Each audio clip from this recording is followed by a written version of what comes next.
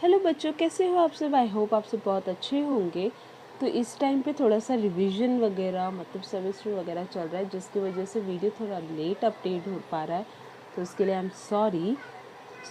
आज हम लोग करने वाले हैं मैथ्स का फर्स्ट स्टैंडर्ड का रिवीजन, यानी फर्स्ट स्टैंडर्ड का सेमेस्टर का जो भी रिवीजन है वो मैं आपको थोड़ा थोड़ा बताने वाली हूँ। जैसे एक्चुअली पेपर पैटर्न बनाते वक्त मुझसे थोड़ी सी एक गलती हो गई कि फिलिंग द ब्लैंक्स जो पहले होना चाहिए था वो मैंने यहाँ पे लास्ट में कर दिया, लेकिन जबकि शुरुआत फिलिंग द ब्लैंक्स से होती है, तो मैं आपको पहले ये बता देती हूँ।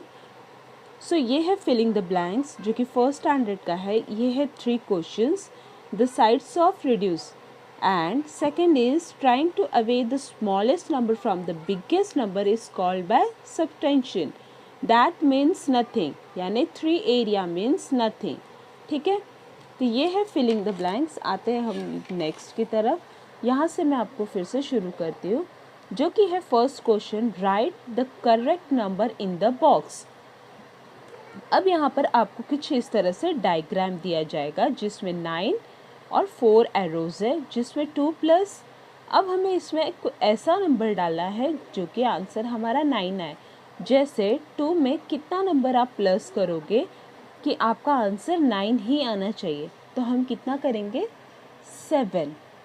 अगर आप 2 में 7 को प्लस करोगे तो आंसर आएगा 9। उसी तरह अगर 5 में आप 4 को प्लस करोगे तो आंसर आएगा 9। तो आपको इसी तरह से ये भी करना है कि आपको किस तरह से करना है। बच्चे थोड़े छोटे छोटे होते हैं तो उनको ये कंफ्यूज हो जाता है कि ये कैसे करें। तो आप मैं पेरेंट्स को सजेस्ट करना चाहूँगी, बच्चों को बोलो 9 फिंगर्स निकाले। 9 फिंगर्स निकालने के बाद जैसे यहाँ पे 2 में कितना प्लस करेंगे आंसर 7 है, तो उनको बोलो 9 फिंगर्स निकालो। 9 फिंगर्स निकालने के बाद उसमें 2 मतलब जैसे ये 9 है, उसमें अगर 2 माइनस करेंगे तो ये 2, और अदर नेक्स्ट हैंड 5, तो 5 एंड 2 7, तो यहाँ पर आंसर आ जाएगा हमारा 7। उसी तरह से सेम प्रोसेस, 9 फिंगर में से 4 फिंगर को माइनस कर दो, कितना फिंगर बचेगा 5 फिंगर, तो यहाँ पर आंसर आ जाएगा 5। ये है प्लस का, लेकिन हम उन्हें माइनस की तरह से समझाकर आप ये करवा सकते हो। ये मेथड एक बार ट्राई करना। जो बच्चे जल्दी नहीं समझ पाएंगे तो वो इस प्रोसेस से फटाफट समझ सकते हैं। Next B, count and write object as sentence at unit, यानी टेंस और यूनिट हमें बच्चों को बताना है। अब इसमें टेंस और यूनिट कैसे बताओगे, जैसे 1 2 3 4 5 6, तो यहाँ पर आएगा 6, लेकिन हमें यहाँ क्या लिखना है 6 यूनिट है। ठीक है, UNITS यूनिट। और ये है 1 2 3 4 5 6 7 8 9 10 11 12, 12 इज टेंस। अब ये बच्चों को हमें कैसे समझाना है कि ये किस तरह से है, तो हमें उनको बताना है जहाँ सिंगल वर्ड्स, क्योंकि बच्चे जल्दी क्विकली नहीं समझ पाते हैं कि टेंस और यूनिट क्या होता है। तो जो समझ जाते हैं वो तो अच्छी बात है, लेकिन जो नहीं समझ पाते उन्हें थोड़ा इजी मेथड, फर्स्ट स्टैंडर्ड के बच्चे हैं, ज़्यादा हम उन्हें प्रेशराइज नहीं कर सकते, इसीलिए आपको एक सिंपल मेथड बताती हूँ। अगर सिंगल वर्ड है तो उन्हें बोलिए वो यूनिट होता है, और अगर डबल वर्ड है यानी डबल नंबर है तो वो होता है टेंस। तो इस प्रोसेस से बच्चे थोड़ा जल्दी सीख जाते हैं। सिंगल नंबर है तो वो होगा यूनिट, और डबल नंबर है तो वो होगा टेंस। तो इस तरह से आप अपने बच्चों को समझा सकते हो। Then question number 2, write the given number in a order. हमें इन नंबर्स को ऑर्डर में लिखना है। ऑर्डर यानी कैसे, जैसे यहाँ पर है 3 2 4 1, तो यहाँ पे ऑर्डर में क्या आएगा 1 2 3 एंड 4। तो इस तरह से ऑर्डर नंबर्स आएंगे, जो कि बच्चों को बताना है कि हमें इस तरह से नंबर को ऑर्डर में करके लिखना है।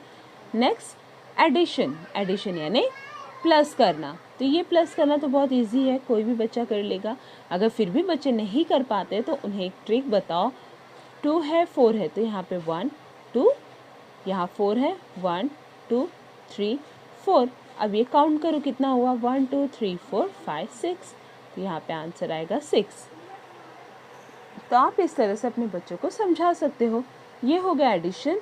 देन आएगा हमारा question number 3, draw equal numbers of the dot and answer, यानी अब ये हमें डॉट बना के आंसर बनाना है। जैसे मैंने आपको यहाँ बताया उस तरह से यहाँ पे तो हमें डॉट कैसे बनाना है, जैसे यहाँ 4 हो गया, 1 2 3 4, देन प्लस का सिंबल, ये हो गया 5, 1 2 3 4 5, और यहाँ पे उन्हें करना है आंसर।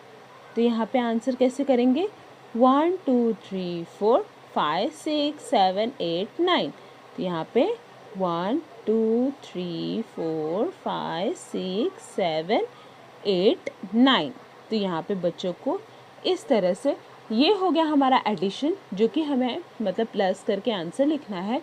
और ये है draw the equal number of dots and then answer, यानी हमें इस तरह से डॉट्स बना के उसके आंसर लिखने होंगे। तो ये हमें इस तरह से सॉल्व करना है। सेम वही क्वेश्चन ऐसा है, ये और ये एक जैसा है, तो आपको इसको उसी तरह से सॉल्व करना होगा। Then write in ascending order, write in ascending order, यानी हमें इसे असेंडिंग ऑर्डर डिक्रीजिंग ऑर्डर में करना है। तो डिक्रीजिंग यानी छोटे से बड़ा, तो डिक्रीजिंग यानी अब यहाँ पे सबसे कम नंबर 3 है, देन 5 6 7, तो यहाँ पे डिक्रीज यानी 3 5 6 एंड 7, इस तरह से ये भी करना है। ये डिक्रीजिंग नंबर है तो हमें डिक्रीजिंग की तरह से इसे सॉल्व करना है। आते हैं क्वेश्चन नंबर 4 की तरफ, जो है right the number in a word. अब ये आपको नंबर इन अ वर्ड में लिखना है, ये तो बहुत सिंपल है, हर बच्चों को आता है। जैसे 4 F4 4, ठीक है। तो इस तरह से आपको ये पूरा कंप्लीट करना है। लास्ट है कंप्लीट द बॉक्स, ये हमारा टेबल है जो कि आपको टेबल लिखना है। जैसे 2 6 क्या होगा, वो आंसर है आपको यहाँ रखना है। तो यहाँ पे होगा 2 6 12, ठीक है। तो इस तरह से आपको ये सब भी कंप्लीट करना है। तो ये फर्स्ट स्टैंडर्ड का मैथ्स का पेपर पैटर्न है जो कि बहुत इजी होता है। ये हमारे अकॉर्डिंग तो इजी है, लेकिन बच्चों के अकॉर्डिंग इजी नहीं है, उन्हें थोड़ा टफ जाता है। बिकॉज सीनियर के बाद फर्स्ट में आना और मैथ्स थोड़ा सा हैवी हो जाता है, जो कि बच्चे कितने बच्चे हैं जल्दी अडॉप्ट कर लेते हैं, कितने बच्चों को थोड़ा सा टाइम लगता है। प्लस एंड माइनस में मोस्ट इम्पॉर्टेंट, तो ये मैं अपने एक्सपीरियंस से आपको बता रही हूँ। मे बी आप सबके बच्चे स्मार्ट हो तो वो जल्दी कवर अप कर सके, लेकिन फिर भी जो मैंने मेथड बताया है, जैसे इसको कैसे करना है, इसको कैसे करना है, आप उस मेथड के अकॉर्डिंग आप अपने बच्चों को क्लियर करवा सकते हो। तो आई होप आपको ये फर्स्ट स्टैंडर्ड का जो पूरा पेपर पैटर्न है वो क्लियरली समझ में आ चुका होगा कि कैसा है, कैसा करना है। मैंने फिलिंग द ब्लैंक्स लास्ट में किया था, जबकि ये फर्स्ट आता है, तो उसके लिए सॉरी, लेकिन ये फिलिंग द ब्लैंक्स पहले आएगा, देन उसके बाद सारा पेपर एज यूजुअल सेम है, ठीक है। तो अगर आपको ये वीडियो अच्छा लगा हो तो प्लीज़ वीडियो को लाइक शेयर और सब्सक्राइब कर दो। और एक बात और बोलना चाहूँगी, आपको कौन से टॉपिक पे वीडियोस चाहिए मुझसे, प्लीज़ आप लोग मुझे थोड़ा सा सजेस्ट करो, क्योंकि कभी कभी क्या होता है मेरे पास कोई टॉपिक नहीं बचता है, तो मैं वीडियोस क्या बनाऊँ ये मुझे सोचना पड़ जाता है। तो प्लीज़ अगर आपके पास कोई टॉपिक है, आप कौन से स्टैंडर्ड का कौन सा सिलेबस चाहते हो, अगर आप वो भी मुझे सजेस्ट करोगे ना, तो मैं आप लोगों के लिए वो चीज़ भी लेकर आऊँगी। बाकी का अगर आपको वीडियो अच्छा लग रहा है तो please like share and subscribe. Bye.